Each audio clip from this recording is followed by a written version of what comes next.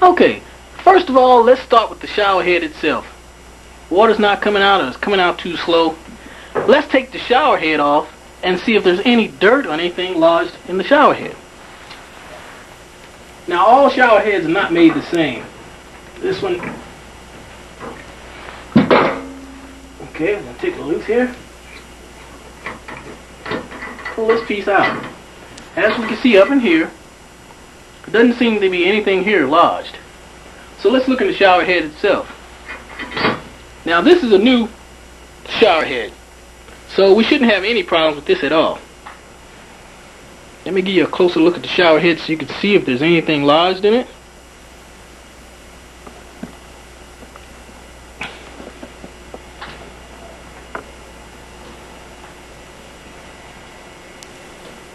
Okay, here we have the shower head. Can you see it good? Let's adjust the camera. Okay, here's the shower head. Let's look inside. Let me give you a close look. Can you see it good? Okay. As you can see, there's nothing in the shower head. It's not dirty. It's pretty clean. Let's see. After all, it is new. But even if it was new, sometimes we tend to have dirt that's stuck in our lines that when we do turn the water on and turn it back on, the dirt and calcium that's built up in there will release from the pipes and try to come through the system and get lodged in here. So now that this is clean, we know that this is good. Let's check the diverter. Now, with this particular tub and shower valve, the diverter is built onto the tub spout. When pulling the diverter up, the water should stop and back up and go up into the system to where the shower head is. Now, if that's not holding, for example, we have water coming out. When we switch, that water should stop and go to the shower head and start coming out. Now, if you have too much water coming out of here and it's not making it to the shower head, you might want to take this whole spout off and get one with a new diverter. And that's real easy. This particular spout here just screws right off. Sometimes it's a little hard, but see? Just screw it off.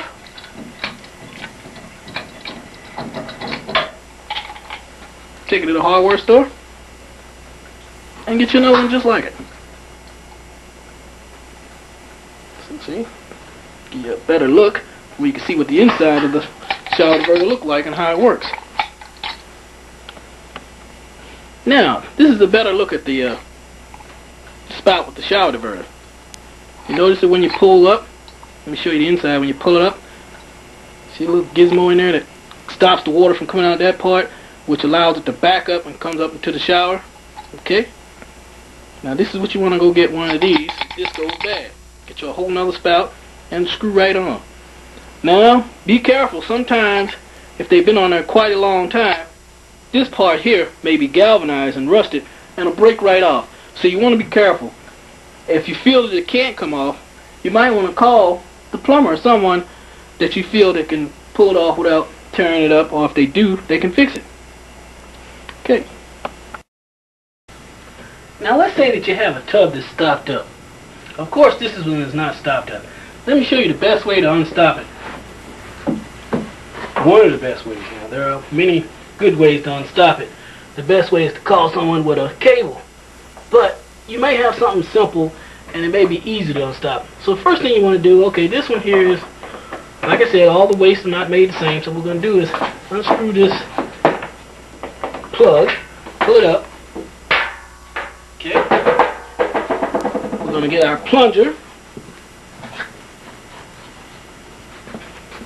Okay. Before we start trying to force the water out of there, another thing we want to do is we want to remove the face plate. This is called the face plate. Okay? I'm sorry, you see? This is the face plate, which has two screws. Take the two screws loose.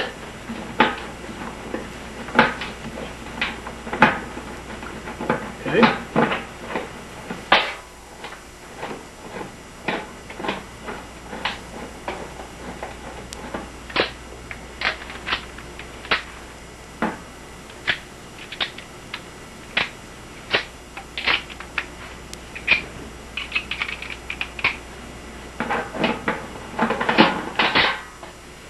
sure they don't fall down in there. Put them somewhere. Don't fall down. Into the hole, which then will create another problem that we won't need. Okay. Now we've got the faceplate off. Take a regular washcloth or any type of rag. Okay. Wet the wash rag. Okay. Now take the wash rag right here where the overflow is and stuff the rag right here in the overflow. This is so that when we do go to plunge the waste, the air that we're pushing through there to force the whatever's in there out, the air won't come back up through the here, the overflow. So we just get it nice and firm, hold it tight with our fingers in our hand, and then start plunging. Okay. Now if it's something that's really easy to unstop, this should take care of it. If not, then call the cable guy. Cable it out. Okay. Now here's another problem that occurs with tub valves. Say you go to cut the water on. This one won't do it because it's, like I said, it's new. And the problem is the water starts coming from behind the handle right here. Okay? So what we're going to do, we're going to cut this water off. And this particular task, we're not going to have to cut the main service off because all we want to do is get back to the packing valve. So let's take the handle off and let's see if we can tighten the packing nut up. And I'll show you in a minute just what that looks like. Now, as we said, the water is coming from behind the handle. Usually it comes from this nut right here, which is called the packing nut. And if that's loose, I've already loosened it. What you want to do when water starts coming out is tighten that packing nut up. Get your crescent wrench. Tighten it up.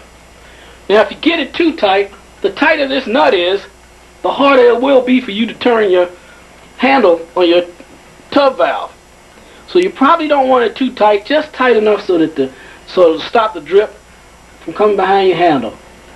So now, that's how you take care of that, and let's put the handle back on.